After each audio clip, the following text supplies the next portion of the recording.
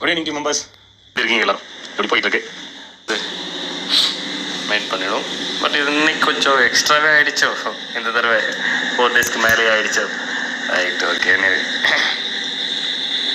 விஷயம் என்னன்னா, இப்போ வரைக்கும் 2,16,000 பேரும் என்னவோ தான் ப்ரொஃபைல் டீட்டெயில் அப்டேட் பண்ணியிருக்காங்க. ரைட், இன்னும் அப்டேட் பண்ணாதவங்க 1 lakh மெம்பர்ஸ் கிட்ட இருக்காங்க. ஸோ அவங்களாம் எப்போ பண்ண போகிறீங்க? பண்ணிடுங்க. ஓகே, ஏன் இன்னும் பண்ணாமல் இருக்கீங்க? ஃபஸ்ட் விஷயம், இந்த பிரேக் அப்புறம் மறுபடியும் ப்ரொஃபைல் அப்டேட் ஆப்ஷன்ஸு வரது கஷ்டம். சரிங்களா? அதனால் இந்த ப்ரொஃபைல் அப்டேட் ஆப்ஷன்ஸ்லாம் பண்ணிடுங்க. கம்பல்சரியாக 3 ஐடிக்கு மட்டும்தான் நீங்கள் என்ன பண்ண முடியும்? ஒரு பேன் கார்டை யூஸ் பண்ண முடியும். ஓகே, ஸோ அதனால் ஆல்டர்னேட் ஐடிஸ்க்கு ஆல்டர்னேட் பேன் கார்டு மற்றவங்க வேறு பர்சனோட டீட்டெயில் கொடுக்குற மாதிரி பார்த்துங்க. பட் நீங்கள் ஒரே ஃபேமிலியில் ஒரே ஐடிக்கு 6 ஐடி 7 ஐடி 8 ஐடி அந்த மாதிரி போட்டு வச்சிருக்கீங்க அப்படின்னா பழைய மெம்பர்ஸ்க்கு மட்டும் தான் நாங்கள் அந்த எக்ஸ்க்யூஸ் வச்சோம். அவங்களுக்காக தான் இந்த 3 மெம்பர்ஸ்க்கு யூஸ் பண்ணுற ஆப்ஷனுமே. ஓகேவா? ஸோ அதுவும் இப்போ இருக்கிறவங்களுக்கு தான். இனிமேல் எஸ்பிஓவில் ஜாயின் பண்ணுற எல்லாருக்குமே என்ன ஆக போகுது? ஒன்லி 1 பேன் கார்டு ஒரு ஐடிக்கு தான் யூஸ் பண்ணிக்க முடியும். ரைட், ஆல்ரெடி யூஸ் பண்ண பேன் கார்டு யூஸ் பண்ணவே முடியாது. அதனால் அந்த பேன் கார்டு விஷயம் ரொம்ப இம்பார்ட்டன்ட். ஸோ எஸ்பிஓவில் வேறு என்னெல்லாம் லீகலாக ஃபாலோ பண்ண வேண்டிய விஷயங்கள் தேடி நாங்களும் ஃபாலோ பண்ணுறோம். எங்களுக்கு அதை கைட் பண்ணுறவங்களும் மேலே இடத்துல கைட் பண்ணுறவங்களும் அதை கரெக்டாக பண்ணிட்டு இருக்காங்க. அதை நம்ம கரெக்டாக தான் ஃபாலோ பண்ணணும், மிஸ்ஸே ஆகக்கூடாது. ஓகே, ரொம்ப இம்பார்ட்டன்ட் பேன் கார்டு. ஓகே, அதனால் எஸ்பிஓ உங்கள் லைஃப்பில் இருக்கும் அப்படிங்கிற ஒரு விஷயத்தை சொன்னோம் இல்லையா? ரைட், ஸோ அது எஸ்பிஓக்குள்ளே இப்போவே கொண்டு வர போகிறோம். அதுக்குண்டான வேலைகள் நடக்க ஆரம்பிச்சிருக்கு. ரைட், சீக்கிரமாக வந்து சேரும். பிரேக் முடிஞ்சு கண்டிப்பாக அது வந்து சேரும். எங்கே எடுத்தாலும் எஸ்பிஓ அப்படிங்கிற ஒரு விஷயத்தை கேள்விப்பட்டிருங்க. எந்த விஷயத்துக்கு போனாலும் எஸ்பிஓ நிற்கும் அந்த இடத்துல.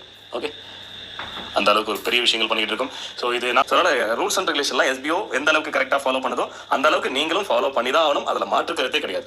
கண்டிப்பாக ஃபாலோ பண்ணி தான் ஆகணும், வேறு வழியே. ஓகேவா? இந்த பேன் கார்டு விஷயங்கள் மஸ்ட் 3 ஐடிக்கு மேலே யூஸ் பண்ணாதீங்க. வேறு என்ன ஆல்டர்னேட் ஐடியா யோசிக்கலாம்னு பாருங்க. ஓகேவா? ரைட், ஸோ இப்படி எல்லாம் இஷ்யூஸ் இருக்கும் அப்படிங்கிறது நமக்கு முன்னாடியே தெரிஞ்சதுன்னா நம்ம அதுக்கேற்ற மாதிரி பண்ணலாம். பட் சேஃப்டி என்னவோ அதுக்கேற்ற மாதிரி பண்ணி தான் ஆகணும். சார் நீங்கள் தான் சார் சொன்னீங்க, அதனால தான் சார் நான் 5 ஐடி போட்டேன் 6 ஐடி போட்டேன்னு ஆல்ரெடி இருந்த 40,000 பேருக்கு தான் அந்த கேள்வி கேட்க முடியும். அந்த 40,000 பேரும் அப்படி இருக்கிறவங்க மிஞ்சி போனால் ஒரு 200-300 பேர். அந்த 200-300 பேர் அது எப்படி வேறு பர்சன் பேரில் போட்டு எடுக்கணுன்றதை யோசிங்க. அது ஒரு கேள்வியாக உட்காந்து எஸ்பிஓவில் கேட்டுட்டு இருக்காதீங்க. ஓகே, அந்த ஐடி வேஸ்ட் ஆகிட்டு போகிறது கிடையாது. வேறு யார் பேராச்சும் வேறு ஒருத்தருடைய பேன் கார்டு டீடைல்ஸ் போடுங்க. இது மஸ்ட் போட்டு அதெல்லாம் எல்லாருமே அப்டேட் பண்ணிடுங்க. இந்த வீக்கு சண்டேக்குள்ள, ஓகே, கம்மிங் சண்டேக்குள்ள அத்தனை பேரும் bank detail PAN card detail கொடுத்துருக்கணும். எஸ்பிஓவில் நான் சர்வீஸ் யூஸ் பண்ணி அப்ளை பண்ணியிருக்கேன் பேன் கார்டு அப்படிங்கிறவங்களுக்கு பிரச்சனை இல்லை. மறுபடியும் உங்களுக்கு அந்த ஆப்ஷன்ஸ் கொடுக்கப்படும். ஓகேவா? ரைட், ஆல்ரெடி நிறைய இஷ்யூஸ்லாம் அந்த ரைனால் இஷ்யூஸ்லாம் வந்துச்சு, எக்ஸ்டெண்ட் பண்ண சொன்னீங்க. அதெல்லாம் தாண்டி வந்துட்டோம். ஓகே, ஸோ அதனால் இப்போ என்ன பண்ணுங்கள், மறக்காமல் அத்தனை பேரும் அப்ளை பண்ணுங்கள். இன்னும் நியர்பை 1 lakh மெம்பர்ஸ் கிட்ட இன்னும் ஃபில் பண்ணாமல் இருக்கீங்க. அது கண்டிப்பாக பண்ணுங்கள். இது ரொம்ப இம்பார்ட்டன்ட். பேன் கார்டு விஷயம் ரொம்ப இம்பார்ட்டன்ட்.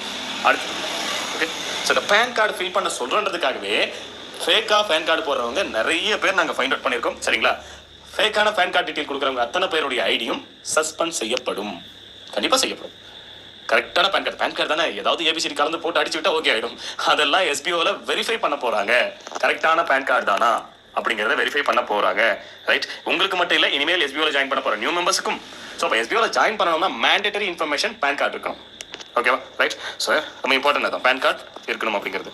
ரைட், இப்போ பேன் கார்டு இல்லைனாலும் ஜாயின் பண்ணும்போது பேன் கார்டு இல்லைனாலும் ஸோ எஸ்பிஓவில் பேன் கார்டு சர்வீஸ் அப்ளை பண்ணி பேன் கார்டு வாங்கிடணும். சரிங்களா? ஸோ மேக்ஸிமம் ஒரு 2 or 3 வித்ராவுக்குள்ள பேன் கார்டு கண்டிப்பாக கொடுத்துடணும் அப்படிங்கிற மாதிரி ஒரு கண்டிஷன்ஸ் கொடுத்துருவாங்க. ஓகேவா? ரைட், ஸோ அதனால் இப்போ இருக்கிறவங்களுக்கு டைம் நிறைய இருந்தது. ஏன்னா உள்ள வரும்போதே அவங்க கிட்ட இருக்காது இல்லையா? பட் அதுக்கப்புறம் ஒரு 1 month 2 monthsக்குள்ள அதை அப்டேட் பண்ணிடணும். பேன் கார்டு மஸ்ட்டாக மாறிடும். ஓகேவா? ஸோ அது ஒரு குறிப்பிட்ட டேஸ் அதுக்குள்ளே பண்ணல அப்படின்னா அடுத்த வித்ராவல் உங்களால் கொடுக்காத மாதிரி பிளாக் பண்ணிடுவாங்க. ஓகேவா? ஸோ அதனால் பேன் கார்டு மஸ்ட். இப்போ உங்களுக்குலாம் நான் கிட்டத்தட்ட 1 மாதத்துக்கு மேலே கத்திட்டு இருக்கேன். நீங்களாம் கரெக்டாக முடிச்சுட்டு இருக்கணும். அந்த பேன் கார்டு விஷயத்தை இன்னும் பெண்டிங் வச்சிருக்கீங்க கொஞ்சம் பேர். ஓகே, ஸோ அதனால் மறக்காமல் அத்தனை பேரும் பேன் கார்டு அப்ளை பண்ணிடுங்க. ஸோ இந்த தப்பான பேன் கார்டு டீட்டெயில் கொடுத்து விடலாம், எதையாச்சும் கொடுத்து விடலாம். அவங்க என்ன செக் பண்ண போகிறாங்க, கொடுத்தாங்க சப்மிட் ஆகிடுத்து கொடுத்து விட்டுருவோம் வச்சு கொடுத்தீங்க அப்படின்னா எல்லாருடைய பேன் கார்டும் மஸ்ட் வெரிஃபை பண்ண போகிறாங்க. தப்பான பேன் கார்டு இருக்கிற அவங்களுக்குலாம் மறுபடியும் ஒரு சான்ஸ் கொடுப்பாங்க. ஓகே, மேபி ஒரு சில தப்பாக கூட தெரியாமல் கூட டைப் பண்ணிக்கலாம். சின்ன ஸ்பெல்லிங் மிஸ்டேக்காக கூட. சரிங்களா? சின்ன ஸ்பெல்லிங் மிஸ்டேக்காக பண்ணவங்களும் வேணும்னே பண்ணவங்களுக்கு மறுபடியும் ஒரு சான்ஸும் கிடைக்கும். சரிங்களா? அதை யூஸ் பண்ணி அந்த தடவையாச்சும் கரெக்டாக ஃபில் பண்ணிடுங்க. இல்லை அப்படின்னா ஒன்றும் பண்ண முடியாது. அந்த ஒரு தடவையோட முடிஞ்சது. அதுக்கப்புறம் இனிமேல் யாராக இருந்தாலும் பேன் கார்டு டீட்டெயில் தப்பாக கொடுத்தீங்க அப்படின்னா ஐடி சஸ்பெண்ட் ஆகும். கரெக்டான பேன் கார்டு ரொம்ப இம்பார்ட்டன்ட். அதனால் அந்த பேன் கார்டு விஷயத்தை எஸ்பிஓவில் கரெக்டாக யூஸ் பண்ணி ஆகணும். இல்லைன்னா அது கம்பெனிக்கு இஷ்யூஸ் தான். சரிங்களா? ரைட், கம்பெனிக்கு இஷ்யூஸ்னா அப்போ நமக்கும் இஷ்யூஸ் தானே. கம்பெனிக்கு எந்த இஷ்யூஸ் இல்லாத இருக்கணும். லீகல் இஷ்யூஸ் வரக்கூடாது. ப்ராப்பராக இருக்கணும். எஸ்பிஓ ப்ராப்பராக ரன் ஆகணும். எஸ்பிஓ பார்த்து ஒரு கேள்வின்றது வரவே கூடாது. அதுவும் லீகல் சைட்லாம் வரவே கூடாது. யூடியூப்ல கமெண்ட்ல குறை சொல்றவங்க நம்ம கம்பெனி பக்காவாக இருக்கணும்.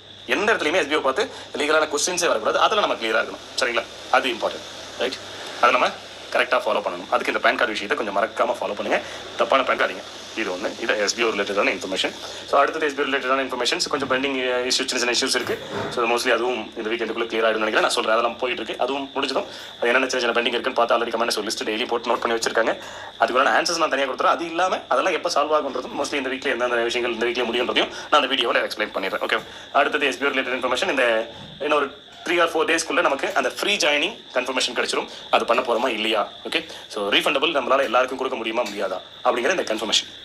ஓகேவா? ரைட். எஸ்பிஓக்குள்ள ஃப்ரீயாக வர முடியுமா, வர முடியாதா? ஸோ ரீஃபண்டபுள் இப்போ இருக்கிறவங்களுக்கும் கிடைக்க போதா இல்லையா, அது என்ன கான்செப்ட் அப்படிங்கிற இந்த கன்ஃபர்மேஷனும் நமக்கு இன்னும் ஒரு 3 or 4 டேஸில் கிடச்சிரும். ஓகேவா? ஸோ இன்னைக்கு என்ன 8. ஸோ ஒரு 11-12 அந்த டேட்டில் நமக்கு அதுக்கான கன்ஃபர்மேஷன் கிடைக்கும். நான் அனௌன்ஸ்மெண்ட் கொடுக்குறேன். சரிங்களா? ரைட். வேறு என்ன பேங்க் டீட்டெயில் அமௌண்ட்டு ஏதாவது பேங்க் இந்த மந்த்து ரிக்வஸ்ட் கொடுத்தது கிரெடிட் ஆகலைன்னு கமெண்டஸை கான்டாக்ட் பண்ணுறீங்கன்னா மறக்காம உங்கள் பேங்க் அக்கௌண்ட்டில் போய் ஒரு 10 தடவை லாகின் பண்ணி செக் பண்ணுங்கள். நிறைய பேர் எஸ்பிஓவில் வந்து ஃபண்ட்ஸ் வந்ததே தெரியாமல் எனக்கு வரலன்னு உட்காந்து சொல்லிட்டு இருக்கீங்க. மெசேஜ் வரலன்னு நினைச்சிக்கிறீங்க.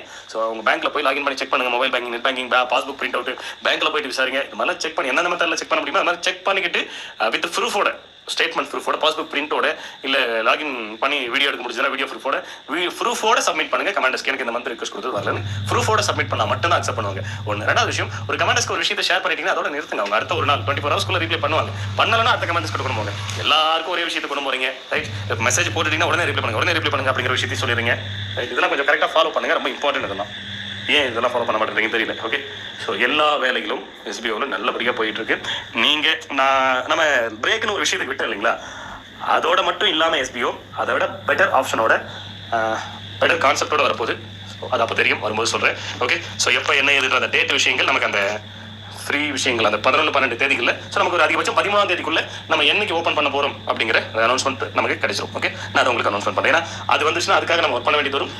என்னென்ன சொல்லி அந்த எல்லா உங்களுடைய லைஃப்ல எல்லா இடத்துலையும், எல்லா சுச்சுவேஷன்லையும், எல்லா விஷயத்திலையும் எஸ்பிஓ இருக்குன்னு சொல்லிட்டு அதுக்குண்டான வேலைகளும் இப்பவே நாங்கள் ஸ்டார்ட் பண்ணிட்டோம்.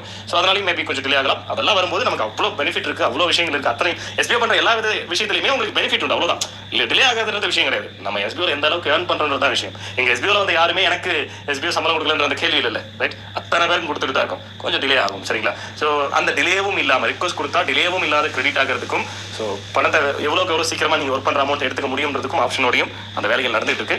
எல்லாத்தையும் ஓப்பனாகவும் பேச முடியாது, எல்லாமே சீக்கிரமா வந்து சேரும். ஸோ வெயிட் பண்ணுங்க. ஸோ டேட் அப்படிங்கிறது ஒரு 13ஆம் தேதிக்கு நம்ம தெரிஞ்சுக்கலாம். என்னைக்கு எஸ்பிஓ ஓப்பன் ஆக போகுது, ஆஸ் யூஷுவல் பிளானா இல்லை ஏதாவது அதில் சேஞ்சஸ் வரப்போகுது அப்படிங்கிறது அந்த பிளான்ல நம்ம தெரிஞ்சுக்கலாம். ஓகே. 13 தெரிஞ்சுக்க முடியும். ஸோ அடுத்தது இந்த பியாண்ட் குளோபல் சர்வீஸ், அடுத்து இந்த ஜீவார்த்தா. ஸோ 2 கம்பெனியோட நம்ம டைப் பண்ணி அந்த சர்வீஸ் பண்ணிட்டு இருக்கோம். ஒன்று இந்த PAN card and income tax services, அடுத்தது இந்த கிளாஸஸ், ஸ்டாக் மார்க்கெட் ரிலேட்டடாக கிளாஸஸ். ஓகே. இது ரிலேட்டடான கொஸ்டின்ஸ் என்ன, அவங்க சைடில் கொடுத்துருக்க இன்ஃபர்மேஷன் தட் ITR 1ல அமௌண்ட் இன்க்ரீஸ் ஆக போகுது 10ஆம் தேதிக்கு அப்புறம். ஓகே. 10ஆம் தேதி வரைக்கும் தான் இப்போ இருக்கிற அந்த 999 தானே இப்போ இருக்கு.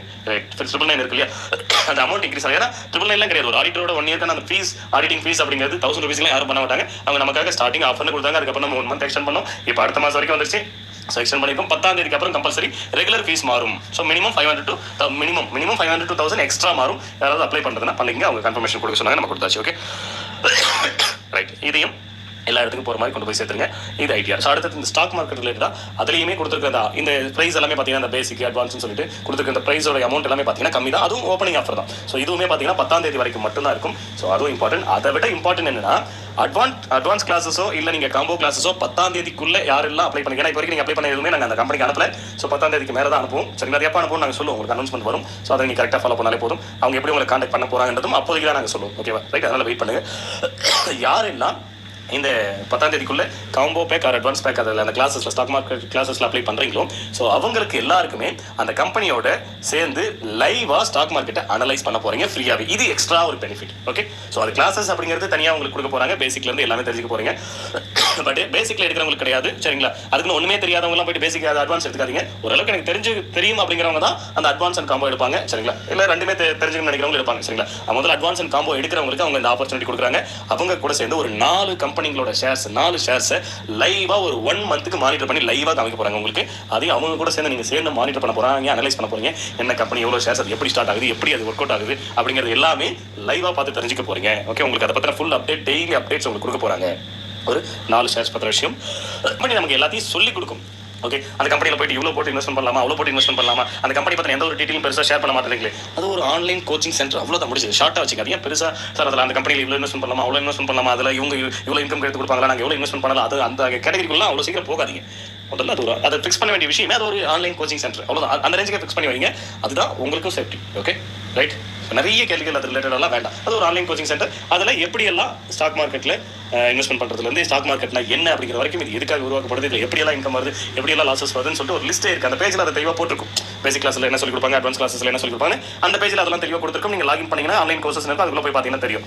பண்ணிங்க. ஸோ எக்ஸ்ட்ரா பெரிய பெனிஃபிட் என்னன்னா நம்ம இன்னும் கிளாஸே ஸ்டார்ட் பண்ணல. கிளாஸே எனக்கு தெரிஞ்சு பொங்கலுக்கு அப்புறம் தான் அவங்க ஸ்டார்ட் பண்ணுவாங்க. சரிங்களா? ஸோ அப்போ கிளாஸே இன்னும் ஸ்டார்ட் பண்ணல. அதுக்குள்ள அவங்க கூட சேர்ந்து நம்ம என்ன பண்ண போறோம், லைவாவே அவங்க எப்படி அந்த ஷேர் மார்க்கெட் அனலைஸ் பண்றாங்க, அது எப்படி தெரிஞ்சுக்கிறாங்க, அது எப்படி மானிட்டர் பண்றாங்களோ அதே விஷயத்தை உங்களுக்கு சொல்லிக் கொடுக்க போறாங்க. எத்தனை பேர் அப்ளை பண்ணியிருந்தாலும் அத்தனை பேருக்கும். சரிங்களா? ஸோ அந்த விஷயத்தையும் பண்ண போறாங்க. தேவைப்படுறவங்க அந்த 10ஆம் தேதிக்குள்ள அப்ளை பண்ணி அட்வான்ஸ் அண்ட் காம்போ இது எடுக்கிறவங்களுக்கு மட்டும் தான், பேசிக் எடுக்கிறவங்களுக்கு கிடையாது. அதே சொல்லிட்டு ஓகேவா? ரைட்.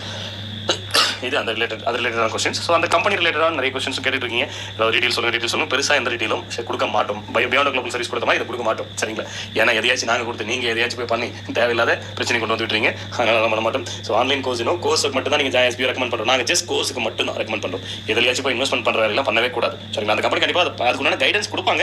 சரிங்களா? அது நீங்கள் விருப்பப்பட்டீங்கன்னா நீங்கள் ப்ரைவேட்டாக அவங்க கான்டாக்ட் பண்ணலாம். அவங்க கைட் பண்ணுறதா கைட் பண்ணுவாங்க. அதெல்லாம் தனி. சரிங்களா? So right. அதுக்கு நிறைய ப்ரோக்கரேஜ் கான்செப்ட்ல இருக்குது. அதுக்கு ப்ரோக்கரேஜ் கம்பெனிஸ் இருக்குது. ஒரு சில உங்கள் எல்லாருக்கும் அந்த பிசினஸ் ரிலேட்டடாக தெரிஞ்சவங்களுக்கு தெரியும். அது ஃபேமஸான ஒரு சில ப்ரோக்கரேஜ் மூலமா தான் அவங்க எல்லாத்தையும் பண்ணிட்டு இருக்காங்க. அதெல்லாம் நீங்க போக போக தெரிஞ்சுக்கலாம். எடுத்த உடனே நிறைய கொஸ்டின்ஸ்லாம் வேண்டாம். ஸ்டாக் மார்க்கெட் ரிலேட்டடா பேசிக் அட்வான்ஸ் 2 கோர்ஸ் அண்ட் சேர்ந்த மாதிரி காம்போ கோர்ஸ் ஒன்று இருக்கு. விருப்பப்படுறவங்க அப்ளை பண்ணி. இதெல்லாம் ரொம்ப கம்மியான அமௌண்ட். நிறைய பேர் சரி இவ்வளவு கம்மியா சொல்லி கொடுக்குறாங்களே, என்ன சொல்லி கொடுக்குறோம், இது ஒரு ஓப்பனிங் ஆஃபர், அவ்வளவுதான். 10ஆம் தேதியோட முடிஞ்சது. அதுக்கப்புறம் அவங்களுடைய ரெகுலர் பிரைசஸ் வந்துடும். அதுவுமே கம்பல்சரி ஒரு மினிமம் 500 டு மேக்ஸிமம் 1500 வரைக்கும் எக்ஸ்டெண்ட் ஆகும் ஃபீஸ் எல்லாமே.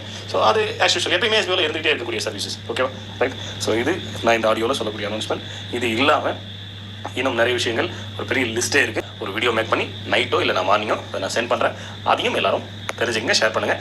பட் ஷேர் பண்ணுறவங்க அதுக்காக வெயிட் பண்ண வேண்டியதில்லை. என்னை பற்றி தெரியும். ஸோ இன்றைக்கின்னு சொன்னால் நாளைக்கு தான் அதை செய்வேன். எங்களுக்கு இருக்க மிகப்பெரிய மைனஸ் பாயிண்ட் அது. ஸோ அதனால் அதை நம்பிக்கை இருக்காதீங்க. ஸோ இப்போ இந்த ஆடியோவில் என்ன விஷயங்கள் நான் கொடுத்துருக்கணும் அதை மறக்காம ரொம்ப இம்பார்ட்டன். இதெல்லாம் ரொம்ப ரொம்ப இம்பார்ட்டன்டான விஷயங்கள். இப்போ அந்த ஆடியோ ஏன் தனியாக போகிறேன்னா அதுலேயே நான் லிஸ்ட்டில் சொல்கிறேன். லிஸ்ட்டாக போயிட்டுன்றதுக்காக இது ஒரு 20 மினிட்ஸ். இதில் கொடுத்துருக்கிறதுலாம் ரொம்ப இம்பார்ட்டன்டான விஷயங்கள். ஓகேவா? ரைட். இதெல்லாம் இருக்கட்டும். ஸோ ஓல்டு மெம்பர்ஸ்க்காக இருக்கட்டும், சீக்கிரமே வரும். எஸ்பியோட கான்செப்ட் பெருசு. அதனால் நம்ம வேலைகள் கொஞ்சம் பெருசாக இருக்குது. டைம் எடுத்து பண்ண வேண்டியதாக இருக்குது. நிறைய இடத்துல அப்ரூவலுக்கு அதுக்கு இதுக்குன்னு சொல்லிட்டு ரொம்ப இருக்குது. ஸோ ஒவ்வொன்றா பண்ண வேண்டியதாக இருக்குது. பட் பெட்டராக பண்ணும், பெஸ்ட்டாக பண்ணும். வெயிட் பண்ணுங்கள். எஸ்பிஓ பொறுத்த வரைக்கும் பயப்பட வேண்டிய அவசியமே இல்லைன்றது பழைய மெம்பர்ஸ் எல்லாருக்குமே தெரியும். உள்ள வந்தவங்களுக்கும் தெரியும். ஸோ அதனால் பயப்படாமல் தைரியமாக இருங்க. ஸோ சீக்கிரமாகவே ஒர்க்கை ஸ்டார்ட் பண்ணலாம். அது நீங்கள் எந்த அளவுக்கு வெயிட் பண்ணி வந்தீங்களோ அந்தளவுக்கு உங்களுக்கு பெஸ்ட்டாக பெனிஃபிட்டாக நிறைய ஆப்ஷன்ஸோடு கொண்டு வர போகிறோம். வெயிட் பண்ணுங்கள். Okay, thank you.